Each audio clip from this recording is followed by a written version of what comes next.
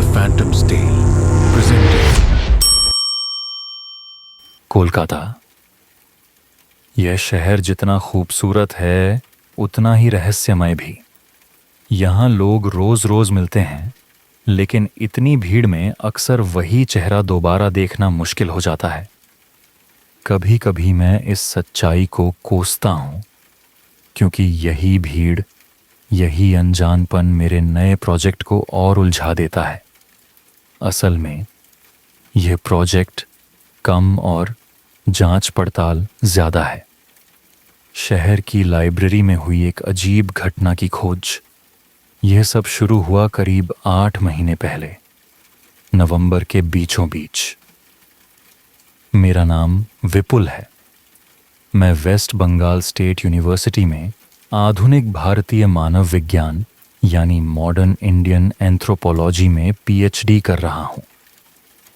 मेरे प्रोफेसरों ने मुझे एक अजीब सा काम सौंपा था। उन्होंने मुझसे कहा, तुम्हें एक पेपर तैयार करना है। इसमें तुम्हें सांख्यिकी, संस्कृति और भाषा का इस्तेमाल करके यह पता लगाना है कि एक औसत भारतीय कैसा होता है। सुनने में यह रिसर्च थी, पर असल में यह किसी पहेली जैसा काम था। मुझे लगा था आसान होगा। मेरे पास इंटरनेट था, विश्वविद्यालय की लाइब्रेरी थी और इंटरव्यू देने वाले लोग भी।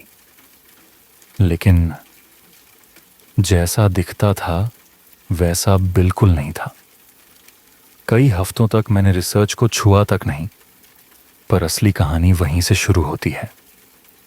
नवंबर की ठंडी सुबह थी। यूनिवर्सिटी की लाइब्रेरी से जितना डेटा मिल सकता था सब ले चुका था, लेकिन वह नाकाफी था। इसलिए मैंने तय किया कि अब शहर की पुरानी और रहस्यमय लाइब्रेरी का रुख करना पड़ेगा। वह लाइब्रेरी जिसके बारे में कहा जाता था कि उसके हर कोने में इतिहास की परछाइयां बसती हैं। मैंने अपना लैपटॉप उठाया, ज़रूरी रेफरेंस बुक्स के नाम नोट किए और रेलवे स्टेशन से निकल पड़ा। लाइब्रेरी पहुंचते ही मुख्य लॉबी में बच्चों की खिलखिलाहट और हल्के शोर ने मेरा स्वागत किया। वे शायद किसी स्कूल टूर पर आए थे। उनकी मासूम हंसी ने माहौल हल्का कर दिया, लेकिन मेरे मन के कोने में एक अजीब बेचैनी थी।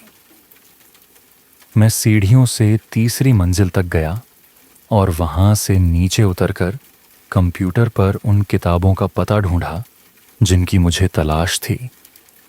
स्क्रीन पर शब्द चमके, 9वीं मंजिल, पश्चिमी विंग।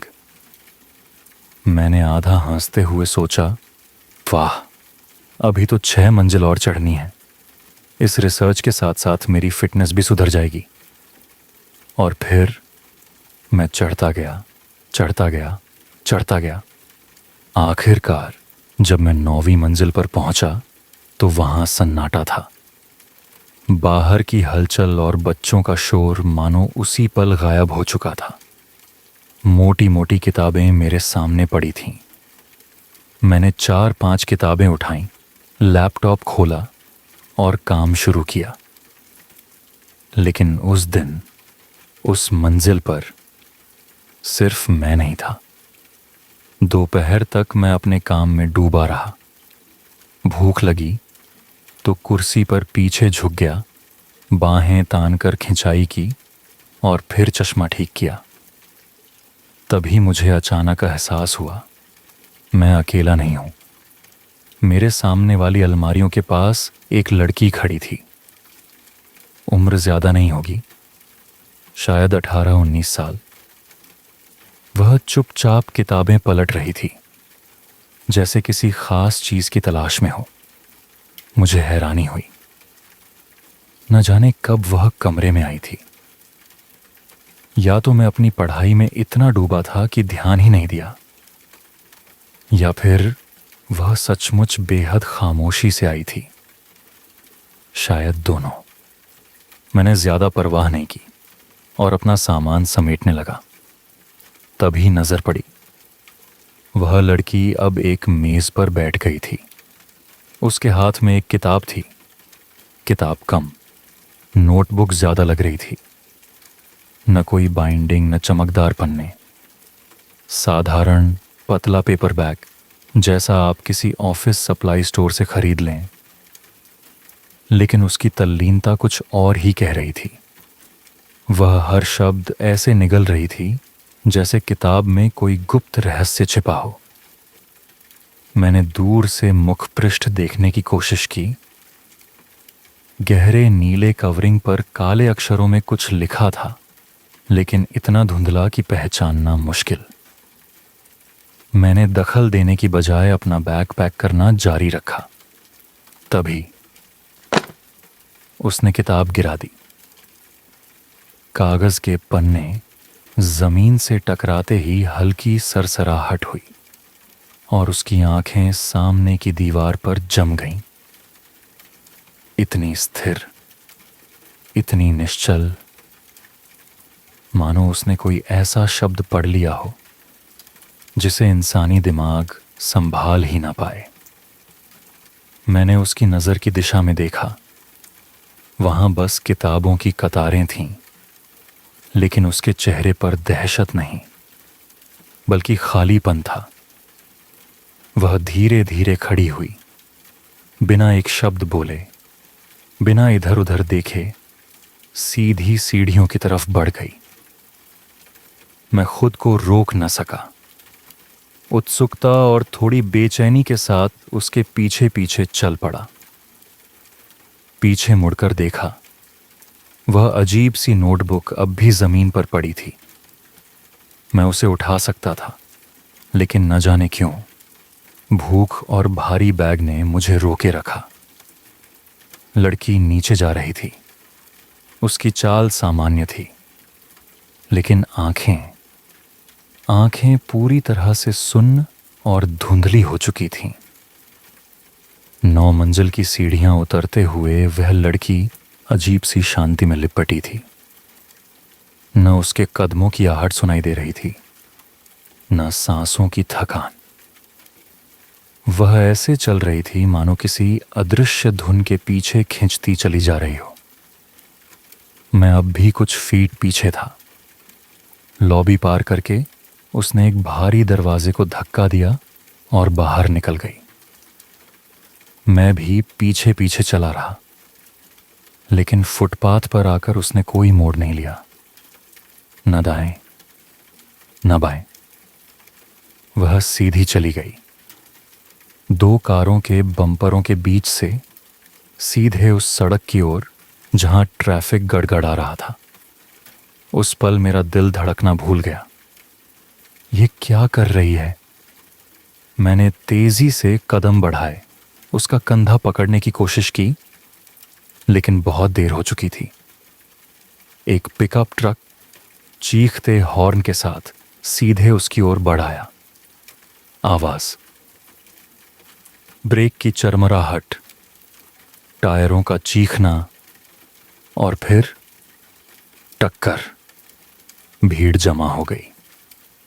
ड्राइवर स्टीयरिंग पर जमे हुए, सदमे में विंडशील्ड पर छिटके खून को घूर रहा था। मैं घबराकर लड़की के पास पहुंचा।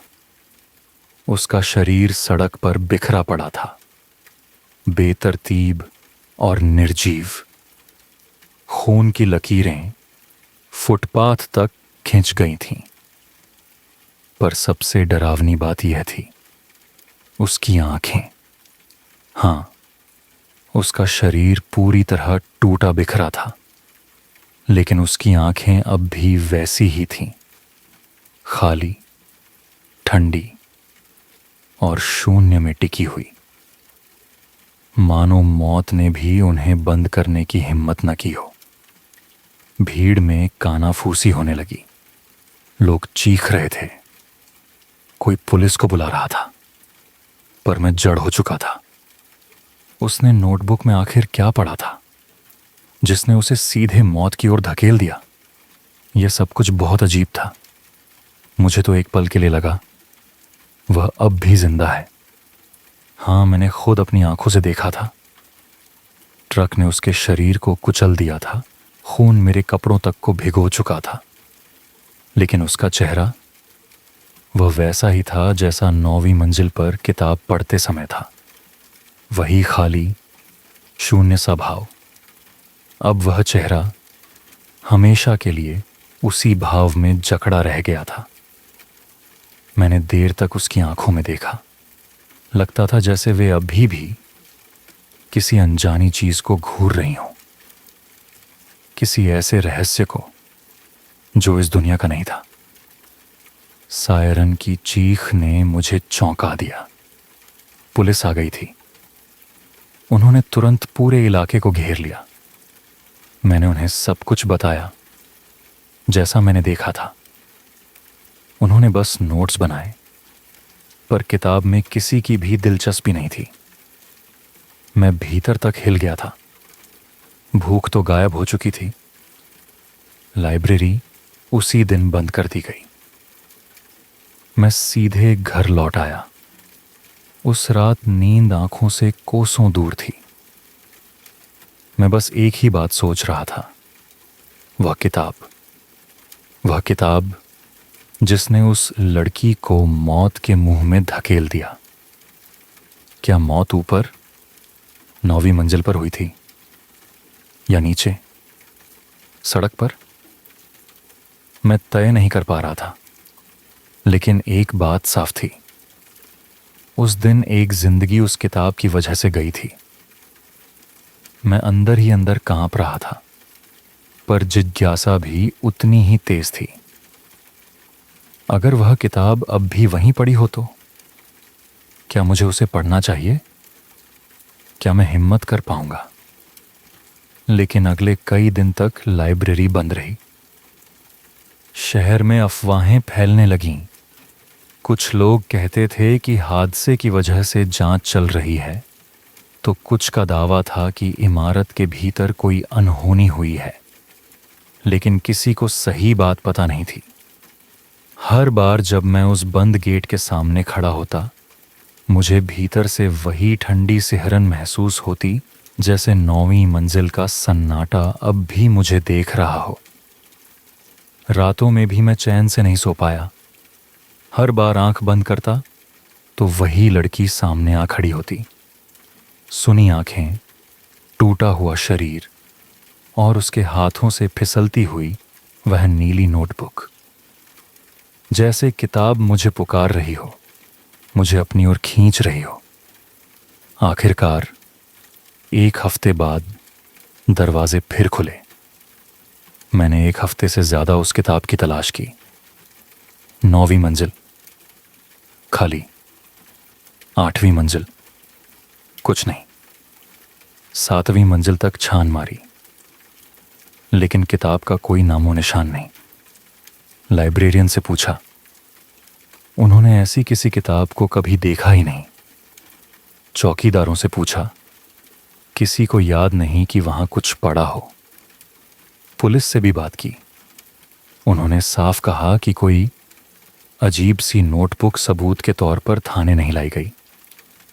बस इतना दर्ज किया गया, एक सड़क दुर्घटना, मामला बंद, ड्राइवर बरी। लेकिन मेरे लिए यह बस एक दुर्घटना नहीं थी। नहीं, यह किताब अभी भी कहीं मौजूद थी, और मैं जानता था जब तक मैं उसे ढूंढ न लूं, चैन से सो नहीं पाऊंगा। भीतर दिल से मैं समझता था कि मुझे यह खोज जारी रखनी ही पड़ेगी। पर यह कितना बेतुका था, कोई मतलब नहीं बन रहा था। अगर मैंने वह किताब ढूंढ भी ली, तो क्या यह सचमुच उस लड़की की मौत की वजह थी, या फिर वो खुद में किसी गहरे किस्से या दुख में खोई थी, या बस दुर्भाग्यवश एक क्षणिक भूल की शिकार हुई थी। ये तर्क सिर पर घूमते रहे, पर फिर भी कुछ सवाल अनसुलझे ही थे। अगर लाइब्रेरियन ने कुछ नहीं देखा, चौकीदार ने कुछ नहीं कहा और पुलिस ने भी कोई किताब नहीं ली, तो फिर वह नोटबुक आखिर गायब कैसे हो गई? 9वीं मंजिल से नीचे उतरने के बाद वहां ऊपर वापस जाने का बहुत कम समय था। अगर किसी ने किताब उठाई भी होगी तो उसे उन दर्जनों मेज़ों के बीच से होकर ठीक उसी मेज़ तक पहुंचना पड़ा होगा जैसे उसने पहले से सब तय कर रखा हो। मैं खुद को समझाने लगा कि मुझे शायद किसी थेरेपिस्ट से मिलना चाहिए। यह सब मेरे दिमाग पर चढ़कर रह गया था। मैं चैन से काम नहीं कर पा रहा था। इसी बेचैनी के बीच एक नई परछाई ने मुझ में डर और जिज्ञासा दोनों उगा दिए। 3 हफ्ते बीत चुके थे। मुझे यूनिवर्सिटी ने 5वीं मंजिल पर एक ऑफिस दिलवाया था, करीब की लाइब्रेरी के बगल में। खुद को व्यस्त रखने के लिए यह अच्छा लगा, लेकिन अब हर कुछ सेकंड पर मैं ऑफिस की खिड़की से नीचे लाइब्रेरी की उस मेज की ओर देख रहा था, और वहां था एक लड़का, 16-17 साल का शायद। वह वही किताब पढ़ रहा था, आंखों में वही तीव्र ध्यान, वही बेरहम तल्लीनता। मैंने उसे देखा कि वह धीरे धीरे पन्ने पलट रहा है, ठीक वैसे ही जैसे उस दिन उस लड़की ने पढ़ा था। अगर वह उसे गिरा देता है जैसे उस लड़की ने किया था, तो मैं क्या करूंगा? मैं सोच रहा था कि इस बार मैं कूद कर नीचे जाऊंगा और किताब उठा लूंगा। मैं सोच रहा था कि क्या यह किताब फिर किसी की आंखों में वही खालीपन भर देगी, या यह सब मेरी कल्पना ही थी। लड़का किताब के पन्नों में एकटक बंधा हुआ था, काफी देर से। उसकी गर्दन बढ़ी हुई, सांस धीमी। वह पूरी तरह डूबा हुआ था। मैं खिड़की से झुककर उसे और भी ध्यान से देखने लगा। दिल धड़क रहा था। दिमाग में एक बरबस चेतावनी कल्पित हो रही थी, पर जिज्ञासा ने उसे दबा रखा था। मैंने उठकर खिड़की के पास से लड़के की तरफ नीचे उतरने वाली सीढ़ियों की ओर देखा। दरवाजा खुला हुआ था। कदम से कदम मेरी सांसें तेज हो गईं। क्या मुझे अब जाना चाहिए? क्या मैं स्वयं को रोक पाऊंगा, या इस बार मैं इंटरफियर कर दूंगा? मैं खड़ा रहा, हाथ दरवाजे की पकड़ पर टिके हुए, और सोच रहा था कि क्या मैं जाकर उस नोटबुक को उस लड़के के हाथ से ले लूं, या बस खिड़की से नजरें जमाए रहूं। मेरे कदम खुद मुझसे कोई जवाब छीन रहे थे। बच्चे ने किताब गिरा दी, और फिर ठीक वैसे ही जैसे उस लड़की ने किया था, उसने ऊपर देखा, पर इस बार उसकी नजरें सीधे मेरी तरफ थीं। हाँ, वह मुझे ही देख रहा था, इसमें कोई शक नहीं। मैंने कुर्सी से झटके से उठते ही दरवाजा खोला और लाइब्रेरी की ओर बढ़ गया। बच्चा अब भी मुझे घूर रहा था, बिना पलक झपकाए। उसकी नजरें ऐसी थीं मानो वह मेरी आत्मा को चीर रही हों। वह धीरे धीरे मेरी ओर चला, फिर अचानक मुड़ा और मेज के चारों ओर गोल गोल घूमने लगा। मैंने आवाज ऊंची करके बोला, किताब में क्या था? उसका चेहरा बिगड़ गया। उसने दांत भींचे और उसकी आंखों में एक अजीब, लगभग जानवर जैसी नफरत उभर आई। मैं और जोर से चिल्लाया, किताब में क्या था? अब वह कांप रहा था, जैसे मेरे सवाल उसे भीतर से फाड़ रहे हों। मैं मेज तक पहुंच गया और किताब उठाने ही वाला था कि अचानक वह पलटा और फिर भागने लगा। ऐसे दौड़ा जैसे किसी अदृश्य शिकारी से जान बचा रहा हो।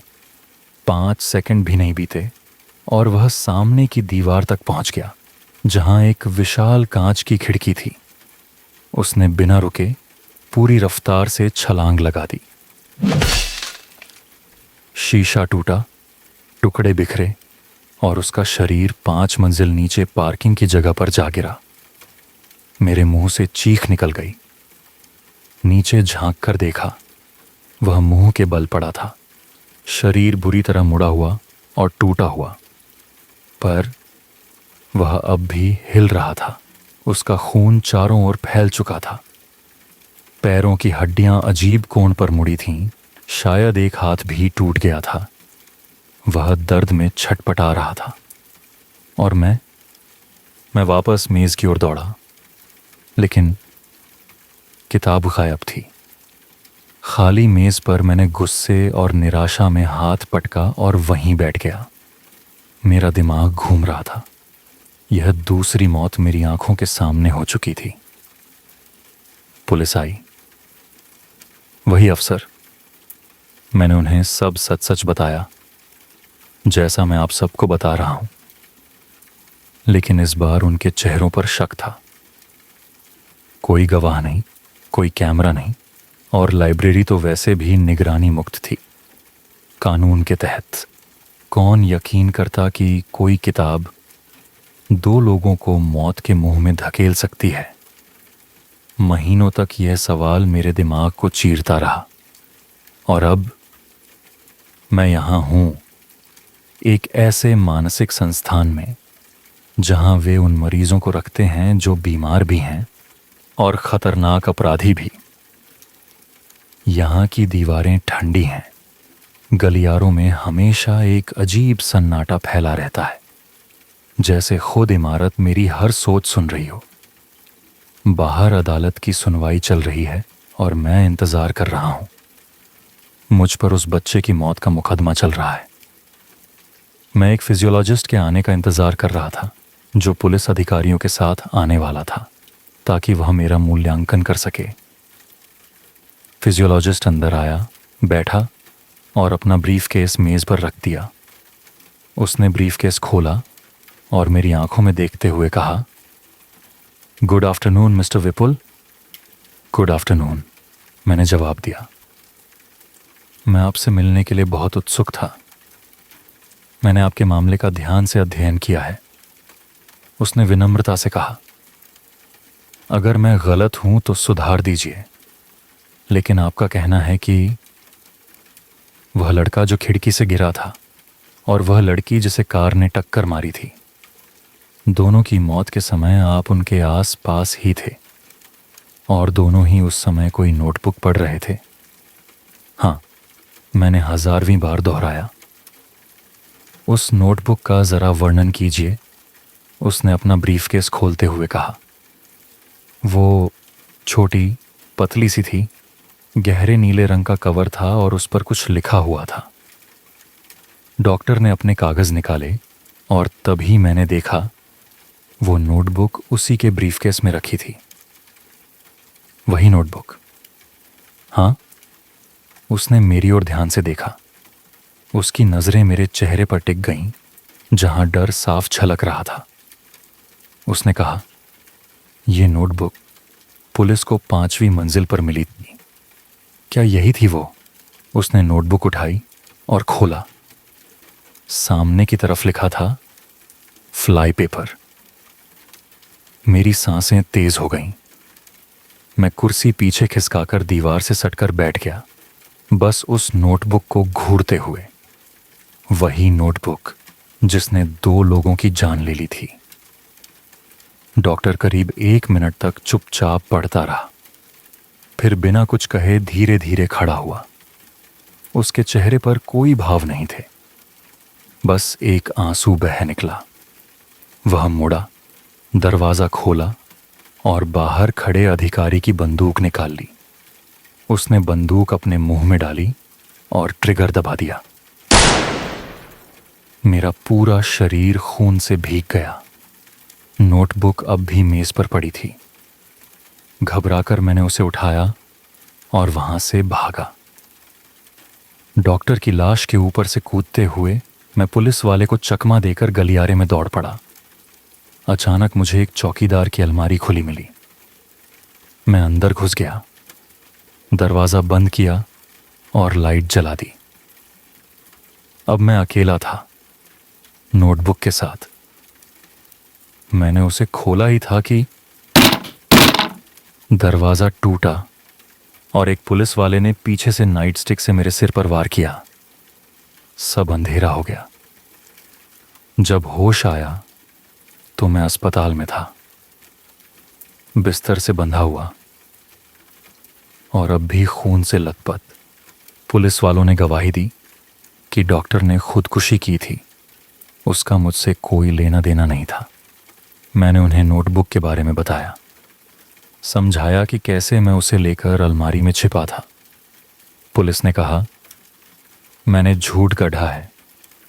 उन्होंने अलमारी की तलाशी ली, पर वहां कोई किताब नहीं मिली। अब मैं यहां हूं, इस कोठरी में। मुझ पर 3 लोगों की अनजाने में हत्या का आरोप है। मुझे 2.5 साल की सज़ा सुनाई गई है, साथ ही रोज़ एंटीसाइकोसिस की दवाइयाँ। नहीं, मैं जेल में नहीं हूँ। मैं एक मानसिक संस्था में बंद हूँ। संस्था में दिन और रात का फ़र्क लगभग मिट चुका था। यहाँ कोई खिड़की नहीं, कोई घड़ी नहीं, बस दीवारों पर लगे पीले बल्ब, जिनकी रोशनी हर जगह परछाइयों को और गहरा कर देती थी। मैं दवाइयाँ निगल लेता था, या यूं कहूँ कि गार्ड जबरन निगलवा देते थे। लेकिन उन दवाइयों के बाद भी मैं हर रात एक ही आवाज़ सुनता था, कागज़ पलटने की आवाज़, जैसे कोई पास ही में बैठा हो और पन्ने धीरे धीरे उलट रहा हो। पहले सोचा ये मेरा दिमाग है, लेकिन एक रात मैंने साफ सुना, दीवार के उस पार से फड़फड़ फड़फड़, पन्नों का सरकना। मेरी सांस रुक गई। मैं गार्ड को बुलाने के लिए चिल्लाया, लेकिन कोई आया ही नहीं। सिर्फ वही आवाज़ चलती रही।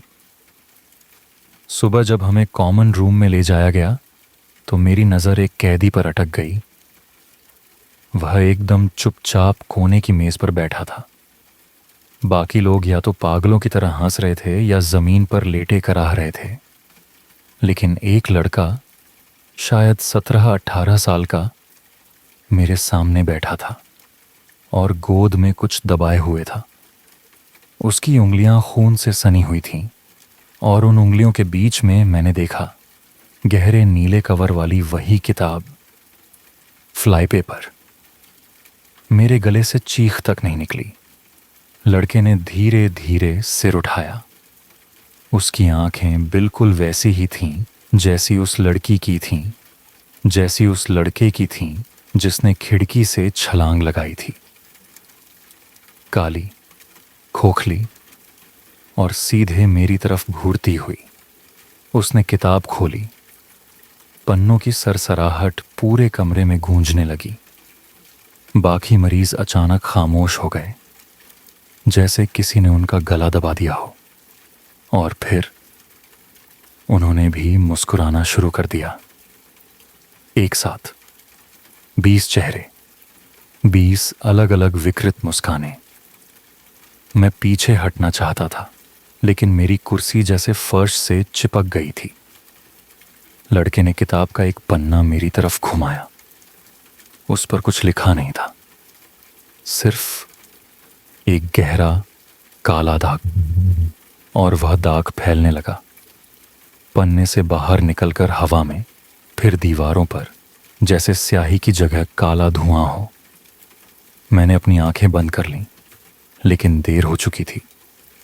उस काले धुएं में मुझे सबके चेहरे दिखने लगे। वह लड़की, वह लड़का, डॉक्टर, और अब उनकी जगह मेरा चेहरा भी। जब मैंने आंखें खोलीं, मैं अपने सेल में था। चारों तरफ लोहे की सलाखें और वही ठंडी दीवारें। सब कुछ वैसा ही था, सिवाय एक चीज के।